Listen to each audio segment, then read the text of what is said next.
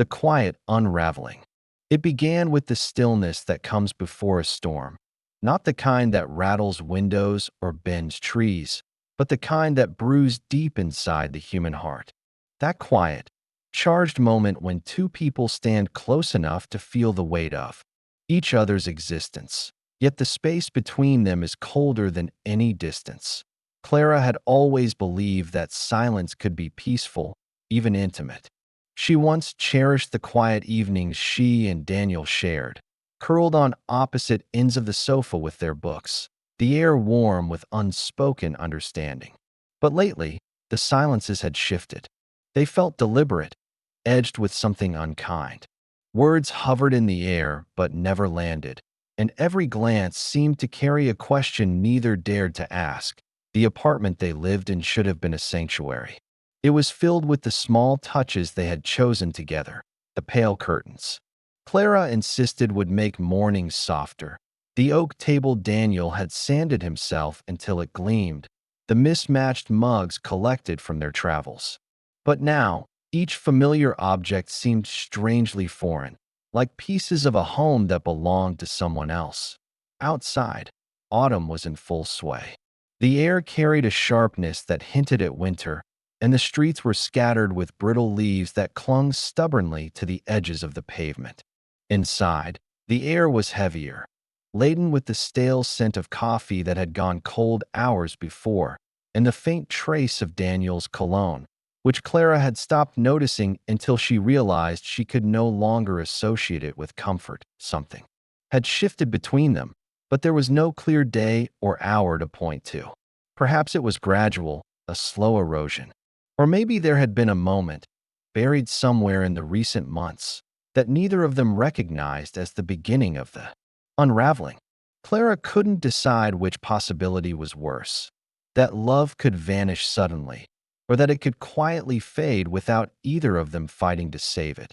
She found herself moving through each day as if through fog, performing the expected motions, exchanging the expected words, yet feeling detached from the person she had once trusted most. Daniel's presence was there, tangible, but somehow unreachable. The man who used to lean in without hesitation now seemed to be measuring the exact distance between them, ensuring it stayed constant. And still, beneath it all, there was an unspoken awareness that something was about to happen. Clara could feel it in her chest, an ache that deepened with every hour. She didn't know if it would be an ending or a revelation, only that the stillness between them could not last forever. It was in that fragile, suspended state that their story would either collapse or change into something neither of them could predict. Clara had met Daniel 6 years earlier, in a crowded bookstore on a rainy afternoon. She remembered that day with unusual clarity, not because it had been remarkable, but because it had felt oddly safe. He had been standing in the aisle she needed, and when she reached past him to pull out a novel, their hands had brushed. There had been no spark in the cliché sense, no lightning in her veins, just a quiet sense of recognition, as though she had found something she didn't realize. She was searching for in the early years. Daniel's steadiness was what anchored her. He was the kind of man who rarely raised his voice, who took his time with decisions, who could sit in a room for hours without reaching for his phone. He had a patience Clara both admired and envied. For her, life was always humming with restless energy, an invisible clock ticking somewhere in the background. Daniel slowed that clock, or at least he used to. They built their life carefully. The apartment had been a joint choice, neither grand nor small, with just enough quirks to make it feel personal. The scratched wooden floors, the sunlit kitchen, the narrow balcony overlooking a street lined with ginkgo trees. Weekends were spent in easy rhythms, late breakfasts, walks through the park, quiet evenings. It wasn't thrilling, but it was theirs. Clara worked as a freelance editor, which meant her days were spent at home, surrounded by the quiet clutter of her desk, scattered manuscripts, a chipped mug half filled with tea, sticky notes and colors. She never managed to organize. Daniel worked for an architecture firm across the city, returning each evening with the faint scent of rain or traffic clinging to his coat. Their lives were separate in the way all adult lives are, but they converged. Naturally, until they didn't, the first cracks were subtle. A missed text reply here, a canceled plan there. Daniel's silences began to feel heavier, as though he was holding thoughts he didn't want her to see. Clara noticed how his eyes sometimes lingered on her with a faint, unreadable expression, quickly replaced by something neutral. She found herself replaying small moments, wondering if she had done something wrong, if she had missed something vital. But it wasn't only him. Clara had her own growing unrest. She had begun to feel as though she was shrinking inside her own life, as if the walls of the apartment were pressing inward. Her work no longer sparked her interest, and the pages she edited blurred into one another. Even her reflection in the mirror seemed slightly altered, like a photograph losing its sharpness over time. She didn't tell Daniel any of this. She wasn't sure if she was protecting him or protecting herself from his reaction. There were days when she almost convinced herself that everything was fine, that relationships were meant to settle into this quiet, that love didn't need to be constantly felt to still exist. But then she would catch a glimpse of them in an old photograph, her leaning into him, both of them laughing, and she would feel a hollow twist in her chest. Something had been lost. She just didn't know if it was retrievable. Daniel, for his part, gave away very little. He maintained his routines, kept his tone measured, asked about her day in the same way he always had.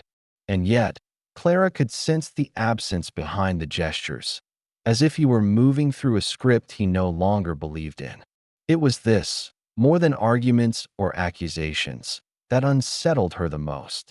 Not knowing was its own quiet torment. The days stretched on in this way, each one feeling slightly more fragile than the last, until Clara began to wonder whether they were waiting for something to happen, or whether it already had, and neither of them had been willing to say it aloud. It was a Tuesday when Clara noticed it most sharply, not the absence of love, but the absence of recognition. Daniel came home later than usual, his steps slower, his shoulders curved inward as if carrying something unseen. He placed his keys in the dish by the door, a habit so ingrained it should have been comforting, but his movements felt detached, automatic. They shared dinner in near silence. The clinking of cutlery on plates was the only sound between them. Clara found herself watching him, trying to catch even the smallest expression that might reveal what he was thinking. But his face was unreadable, the kind of mask worn not to deceive, but to avoid being seen. It was in moments like these that Clara felt the distance most acutely, not the physical space.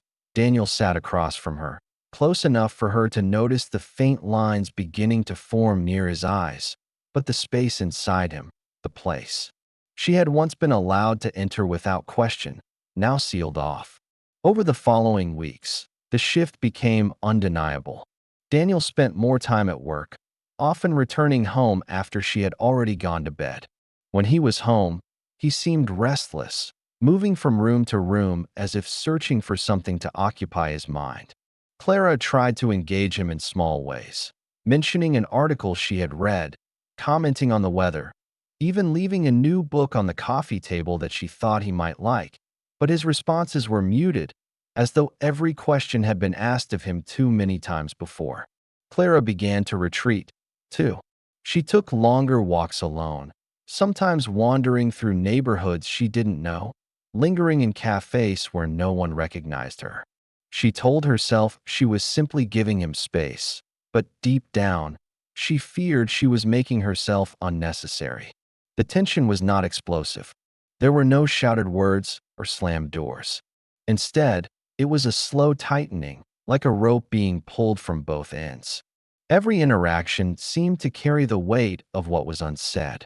She noticed herself hesitating before speaking, second-guessing her words before they even left her mouth. It was during one of her solitary walks that a thought began to take shape, not fully formed, but persistent. She realized she no longer knew whether Daniel's distance was a reaction to something she had done or if it was born entirely from his own private world. And if it was the latter, she wasn't sure she had the right to demand access. That uncertainty began to seep into her dreams. She would wake in the night and find herself staring at him in the dim light, watching the rise and fall of his breath, wondering how someone could be so close and yet feel like a stranger. Then, one evening, she noticed something subtle but unmistakable. Daniel had stopped looking at her the way he used to. Not just in moments of affection, but in those small, unguarded glances that once reassured her she mattered to him. Now, when their eyes met, there was a flicker, quickly averted, almost as if he were afraid of what she might see in his. It was then Clara understood that something inside their life together had already shifted past the point of pretending. Whatever was coming would not be a gradual drift, but a decisive moment. She could feel it gathering, quiet but relentless, just beyond the edges of their daily routines. She began to wonder not if it would happen, but when, and whether she would be ready for what came next. The moment arrived without warning, as such moments often do. Unannounced, almost ordinary at first, and yet carrying the quiet force of something irreversible. It was a Sunday afternoon, and the apartment was awash with the pale, uneven light of a sky that could not decide whether to rain. Daniel had been home for most of the day, moving between the living room and his desk, avoiding prolonged contact with her. Clara had been sitting at the kitchen table for hours, pretending to work, though her eyes kept drifting to the doorway, half hoping, half dreading that he might appear. When he finally did, there was no grand gesture, no raised voice. He simply stood there, leaning against the frame, his hands in his pockets. The way he looked at her, steady, unblinking, made her feel as though the floor had tilted slightly beneath her. In that gaze, Clara saw the truth laid bare. It was not anger, nor even disappointment, but a kind of resignation that hollowed her out in an instant. She understood then that whatever tether had once held them together had frayed completely.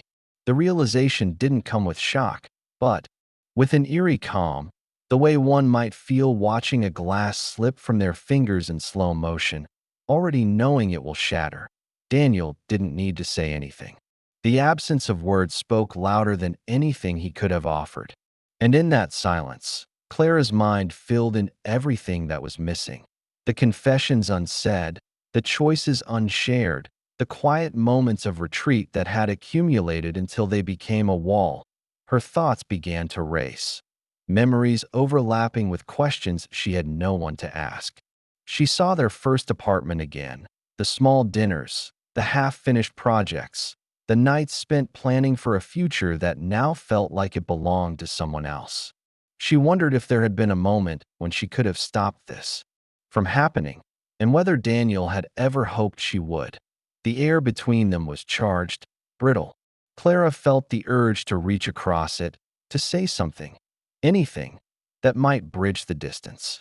But her body refused. It was as though the truth had rooted her in place. They were not standing on the same side anymore. They had been drifting in opposite directions for far longer than she had admitted, and now they were too far apart to pull back. She could see it in his posture, in the way his shoulders lowered slightly, as if the weight of holding it all in had finally been set down.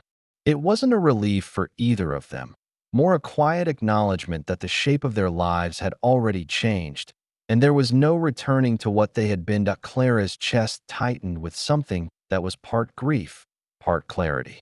This was the moment she had sensed for months, the one she had both feared and willed into existence through her own silence. The irony was almost unbearable. In trying not to disturb what they had, she had allowed it to vanish entirely. Outside, the sky finally broke, and the rain began to fall in thin, steady lines against the glass. Inside, they remained still, two figures caught in a moment that would mark the quiet end of one life and the uncertain beginning of another. The rain did not stop for hours. Its steady rhythm against the windows became a backdrop to the stillness inside, as though the world outside had decided to echo their silence. Clara remained at the kitchen table long after Daniel had walked away, her eyes fixed on the faint rings left by a coffee cup on the wood. She was surprised by the absence of any immediate collapse. No tears, no trembling. Only a quiet awareness that something had ended, though the shape of the ending was too subtle to name. It was not like closing a door. It was more like discovering, without warning, that the door had already been closed for some time, and she had simply been standing on the wrong side. Daniel kept to himself for the rest of the day. She could hear him moving in the other room, drawers opening, a faint creak in the floorboards as he crossed from one corner to another. These small sounds felt sharper now, as though every noise marked a further rearrangement of their shared life. Clara's thoughts drifted to the countless moments they had spent together without considering their significance. The walks home, in the dark, the casual touch of a hand on her back, the way they once moved in and out of conversations without effort. Those small, ordinary gestures had been the scaffolding of something larger, and she hadn't noticed when the scaffolding began to fall away. Now, she wondered if the real loss had happened gradually, and this moment was merely the point of recognition. Perhaps love did not end in dramatic declarations or final scenes, but in the slow erosion of presence, in the way one stops reaching across the table, stops asking the questions whose answers matter, stops noticing the color of the others. Eyes in certain light, as evening settled in. Clara stood by the window and watched the rain blur the city outside. Cars passed below, their lights bending and scattering in the water on the glass. The world carried on with its own rhythm, indifferent to the shift that had taken place within her. She realized then that the hardest part would not be the absence of Daniel's voice or the empty spaces where his things might soon be. The hardest part would be learning to live without the version of herself that had existed in his presence, the one who had believed she was known fully, without the need to explain. The apartment felt different now. Not colder, exactly, but quieter in a way that seemed permanent. And though the thought unsettled her, there was also a strange steadiness in it, as if some hidden truth had finally been acknowledged and could no longer be denied. The days that followed moved in an almost dreamlike sequence, as though Clara were walking through a space she recognized but could no longer inhabit in the same way. Daniel was still there, at least for the moment. His presence was measured, polite, the edges smoothed in a way that made every interaction feel like it had been carefully rehearsed. They moved around each other without collision, two parallel lines sharing the same territory but never intersecting. There was no argument, no attempt to rebuild what had been lost. That absence of effort was, in its own way, the clearest sign of all. Neither of them seemed willing to disturb the fragile balance that now held them in place. Clara began to understand that endings were rarely clean. They didn't always arrive in the form of a slammed door or a final sentence that could be replayed in memory. Sometimes they were a slow dimming, a gradual recognition that the language you once shared had been forgotten, syllable by syllable, until the silence between you was the only thing that made sense. She found herself thinking often of the first years, how easily they had found one another in the noise of the world, how certain she had been that the foundation they were building would last. But certainty, she realized, was not the same as truth. It was only a comfort we give ourselves until the shape of reality changes beneath us in quiet moments. Clara felt both the ache of loss and the faint hum of something unformed, a space where grief and possibility overlapped. She did not yet know what would fill that space, or if she was ready to let anything in. But there was a clarity now, a sharpness to the air around her, as if the act of naming the truth had returned a piece of herself she hadn't realized was missing. One morning, weeks later, she woke before the sun. The apartment was still, the kind of stillness that no longer felt heavy, only honest. She walked to the balcony and stepped into the cool air, breathing it in slowly. Below her, the street was scattered with fallen leaves, their colors muted by the damp. For the first time in months, Clara did not feel the urge to reach for what was gone. She simply stood there, watching the day begin, knowing that some stories end without resolution and that the lack of answers does not make them less real. Love, she thought, was not only in the holding on. Sometimes it was in the letting go quietly, without spectacle, trusting that what is meant to remain will remain, and what must leave will do so without needing permission. And with that thought, she turned back inside, ready to begin a day that belonged entirely to herself. The end.